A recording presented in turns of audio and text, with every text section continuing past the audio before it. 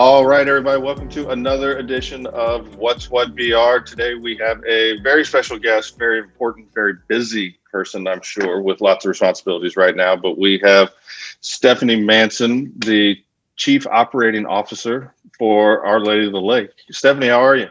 I'm great. Thanks, Brandon.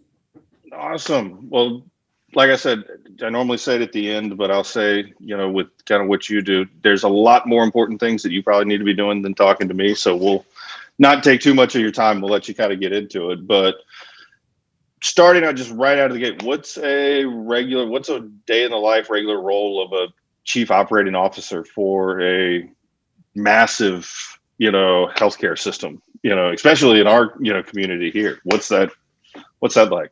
Well, I'm not sure that there's any day that's exactly the same. And sometimes you really have to go with the flow and adjust along the way. But we start pretty early. We work with physicians a lot, and when they want to meet or visit, oftentimes it's before they're in clinic or the operating room. So we start early and we go late. A lot of my responsibilities are really around the processes that our patients and team members experience, how we engage and provide service to them, our quality outcomes, our financial situation. And so any of the, in any given day, you might be bouncing from talking with somebody about a new project or a new procedure that they want to start, to reviewing financial statements, to working on a strategic plan for our service line. So it's diverse and fun, and there's never a dull moment. The days go by very fast, and I like that.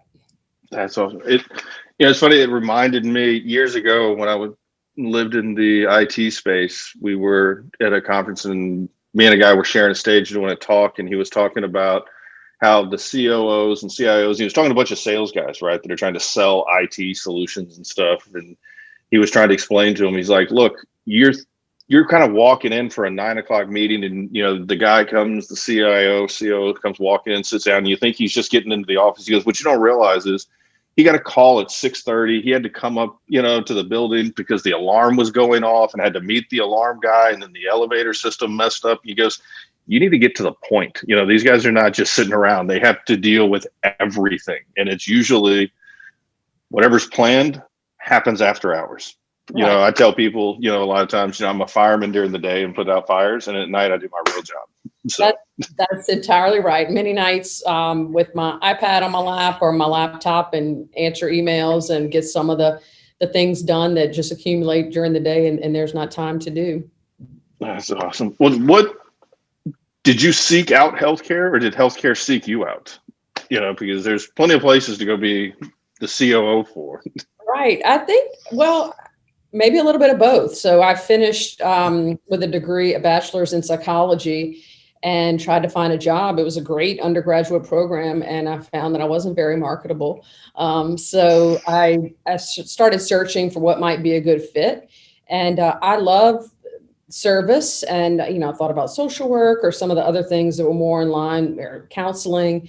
My aptitude, because I really had an affinity for that, but my aptitude was more aligned with business. So year out of college, I did some aptitude testing, talked to several people, and healthcare administration is a great fit between those two.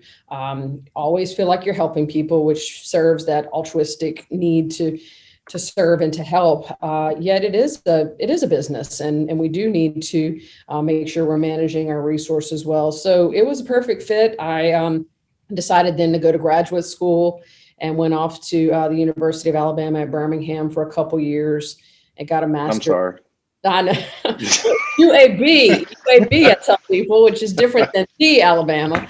But anyway, came back to Our Lady of the Lake as an administrative resident. So really a trainee or an internship for a year. And that was almost 22 years ago now. So it's been a great experience, and just love the organization, and it's a perfect career path for me.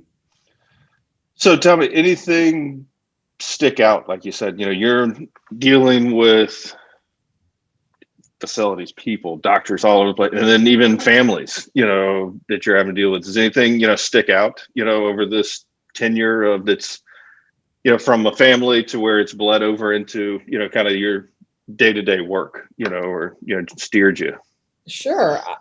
There are opportunities every day to display random acts of kindness. And I think, when patients and families come here, unfortunately, they don't want to come here. It's not a place like, oh yes, I get to go to the hospital today or have surgery. And we're dealing truly with life-changing events. We see sometimes folks' last meal or last breath, and we have such an opportunity to be of service.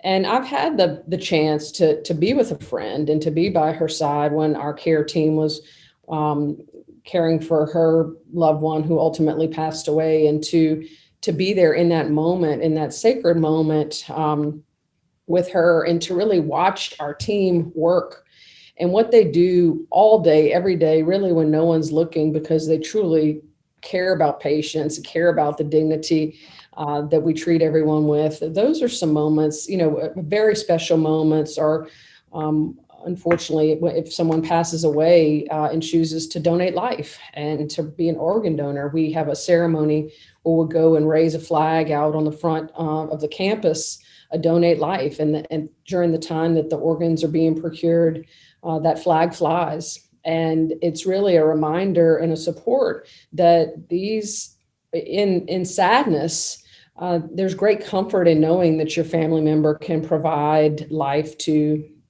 others. And that's a very rewarding experience. So oftentimes, in the worst and most sacred moments, I find so much pride in the work that our team does. They really inspire me every day. My own mom was a patient here a couple years ago, and she had a surgery. She did great. When she came out of surgery, she kept talking about the recovery room nurse, and I had been with her pretty much every step of the way, except when she was in there. And so I had to go on a hunt to find the nurse. And my mom's take home, she said, she started crying in the recovery room. I don't know if she emotional or anesthesia or a combination of the two. But there was a connection that she made with this nurse. They were talking about things, and she got emotional. And she said, Stephanie, the nicest, she went and got a cloth for me to wipe my tears. And that was just the nicest thing. And, I thought about all the things that had gone right that day, the technical expertise and the technology we have with the surgery. And the one thing that she continues to talk about was the nurse that wiped her tears. So to me, that's what it's all about. And I can, we talked about the busy day. If I take 5 minutes or 10 minutes to go walk around here to talk with our team or meet with a patient, it's absolutely the best part of my day. And it's a great reminder of why we do what we do. It's very motivating. No, I've mentioned it, at other times. I've got family that works in healthcare, and it's tough because you're usually meeting people, on what most likely is the worst day of their life, or one of the days that they don't want to be in. It's kind of if I go back, like I said, when we were, we had the, IT world, it's like people would call, they never called to tell you just, hey, everything's great. People only come in when there's a problem. I doubt there's people calling up or walking into the ER like, hey, just want to let you know everything's good now. We don't need thanks for last time. So, yeah, but finding those people, that's key, right? We can always buy another X-ray machine. We know how to procure that, and that's simple. But finding and building a team, we talk about it in so many different companies on how important it is, but what do you look for when you're trying to hire somebody to, join the team? It's not just check the boxes that you've got the degrees, like a thermometer. What is it that you're looking for? Yeah, I mean, because of the clinical nature and licensure and all that, the competency is something you have to have that, especially in a clinical role, to even be considered. What sets people apart that do great in our organization are those that have great attitudes and really appreciate and are committed to our mission and embody it. And so are committed to service and dignity and reverence and how we treat our patients, their families, and each other. We're a team, and we have to support each other along the way. So am I a good team player? And so we have ways and really great tools to screen for that sort of thing. We get our team members involved. So if we're going to hire a nurse on a unit, other nurses that she might be working with or part of the care team will participate in that interview because we're really looking for fit. So there, the famous saying, hire for attitude, train for skill. We can teach people what they need to know to be successful, beyond their formal education. You can't, some of the other components that really make us special or exceptional are in the heart, and it's difficult to train for that. Yeah, you can't train out a jerk, right? It's very hard to. It doesn't work. At the end of the day, you can delay it, you can, threaten it, but they work their way back in. So, do you happen to know, you guys, last I looked, they're the, largest hospital in the state, largest hospital system in the state. Do you have any idea how many patients you guys are running through there? Or is that at this point we stopped counting? No, I do. We, there's so many different, so we admit about 40,000 patients a year. So 40,000 inpatients. Oh my gosh. We see about 100,000 in our emergency room, 30,000 surgeries. The biggest number though, is the connection that we have with patients in our, with our physician group. So really large group of physicians that have many access points around the community. That's about 1.2 million visits. So when I talk about the opportunities to connect and to really help people, it's pretty vast. A fun fact is we do launder about 4 million pounds of laundry too. So if that ever comes up in real pursuit, you would know. That's I am one for random facts. It is but I couldn't help myself. I grabbed the calculator. That's, admitting, that's almost 110 a day, Right. People getting admitted into the hospital. And so and then you start talking all the, provider network and, all the marketing people would be like, well, you got great engagement, everyone's, touching, but that's amazing. Is there, outside of those numbers, and because of kind of where your role sits, I would think everybody knows the lake, it's a landmark, people give directions by it, go past the lake, it's on the right, or, it's right next to the lake. I was over there 2 days ago. Somebody literally told me, we're right next to the lake, and then that's how we got there. And so people know the basics, the broken arm, the sick, obviously, say the bad word, COVID right now, but is there anything that comes to mind, from healthcare services that, people may not know that you guys are involved in that's unique to what we're doing here? Honestly, I feel like everyone should know because it's so close to us, but still it's our children's hospital. So great, big, beautiful space to care for children. Now, I guess a year and a half we've been open, but the number of specialists that we have that are dedicated to treating just children is remarkable. And so, I would just say, rather than, thinking about a building, if ever there's a need, part of our mission is to be here for the community and to be here for children and to take care of them. And so if there's a child that has a particular kidney disease, we have nephrologists that treat just children to care for that. And so I would say many of our specialists, it's important that we have these services in Baton Rouge so that families don't have to travel. And that's, children come to mind, but also some access points. So in North Baton Rouge, we have a beautiful campus on Airline Highway that has an emergency room and it has an urgent care center. And so the beauty of that is that if a patient comes in, we can either say you come into the emergency room, but after you're checked out and cleared, if maybe it's not so big of an emergency, we've determined, thankfully, you can go to the urgent care, and that's the right level of care. Conversely, if you come into urgent care, but really it's like, oh, this person's super sick, we need to get them to the emergency side, we can do that. So that model is unique, and we're really proud of the work that we're doing there in that community. That's a neat concept, kind of stack them next to each other. Right. Go where you need to, and they kind of feed to each other.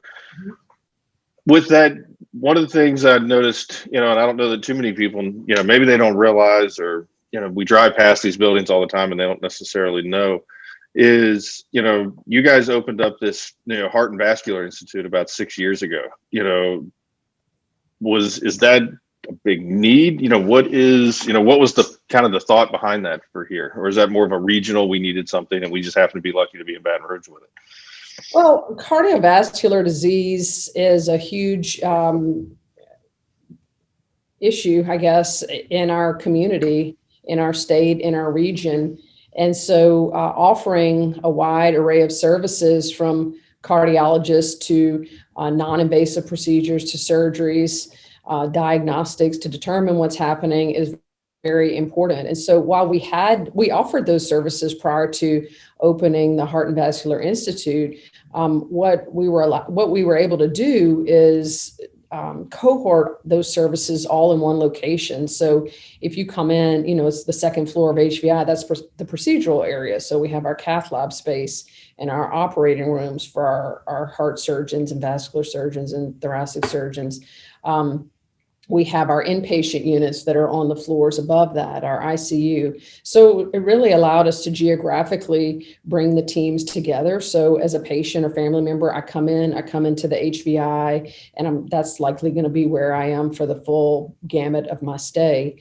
We also were able to have a unit, it's called a universal concept. And so a patient, if you're coming out of heart surgery, the first couple of days, maybe you're in an ICU care, and then you get better and you can go to the next level, which might be a normal, regular inpatient unit.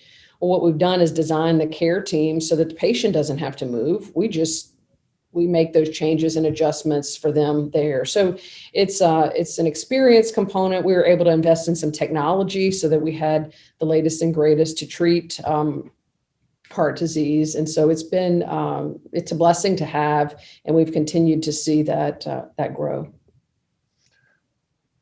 In the same vein, no pun intended, that kind of just had to pop in there, but you guys do have a really good relationship with the American Heart Association. And does that tie, to, some of this, and is that where some of this direction has been able to come? How does that help, us here in Baton Rouge? Well, the relationship with the American Heart Association is really, we care about the same things as part of our mission. And the Heart Association is science-based, which obviously we're, based in medicine and best practices.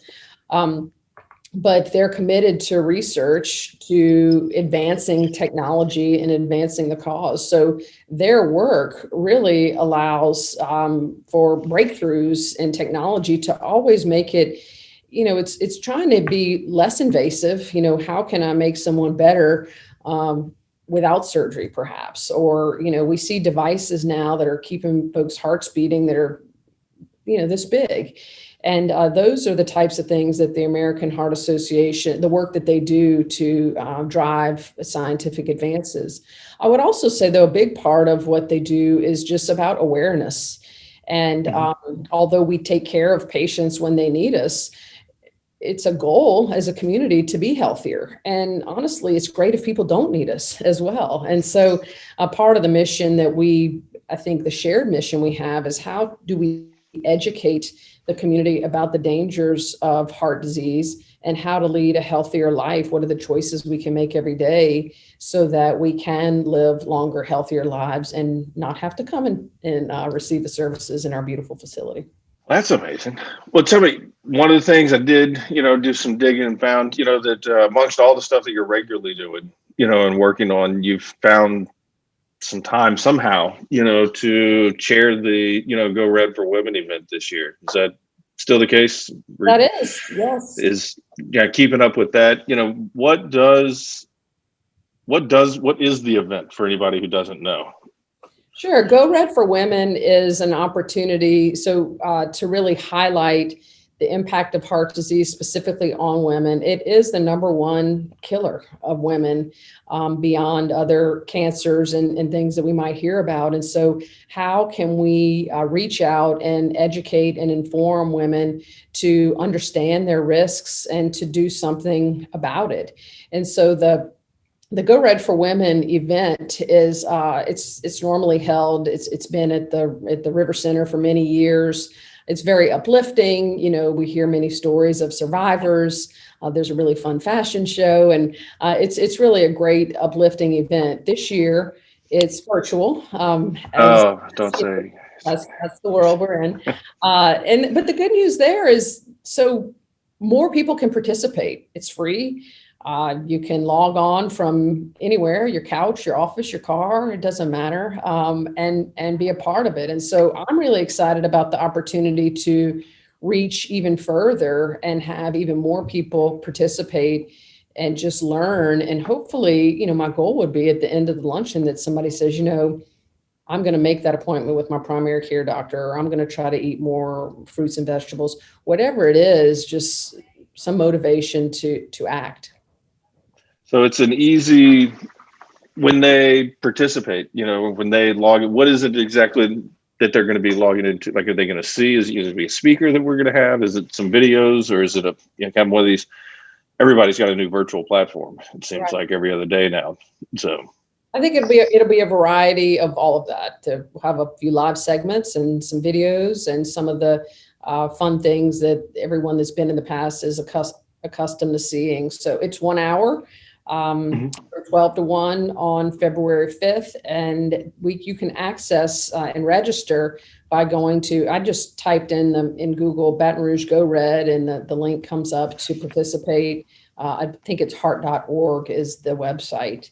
And so I think we're doing our best to make it as inspiring and educational as if we're in person, and to try to reach beyond the Baton Rouge community. And we can do that with virtual. Absolutely. And that's, you know, I think that's something people can take. It's an hour, invest in yourself, right? Take 1 hour, buy a salad and sit down and watch it, you Right. know, and eat it, you know, there, do something healthy. Well, look, I appreciate the time. You know, this has been very informative for me. I think it's amazing what you guys are doing over there. The volume, I'm still thinking about all that laundry of, you know, how I'm going to use that to put it in there. It really makes what I have to deal with on laundry seem irrelevant at this That's right. point. See, we should never complain about the Sunday laundry loads. That's when I do laundry at my house. I do that, or I've got a service that will come and do it. I've gotten to be kind of lazy. So, well, look, like I said in the beginning, I know you got more important things to do than talk to me, but I hope we can get this message out, you know, get people, you know, Go Red for Women. You know, the work that you're doing is incredible, and your team's doing. I appreciate everything you guys have done. And so, you know, have a great day. I appreciate the time. Thanks, Brandon. It's been a pleasure. Have a good day. Thank you. Bye-bye.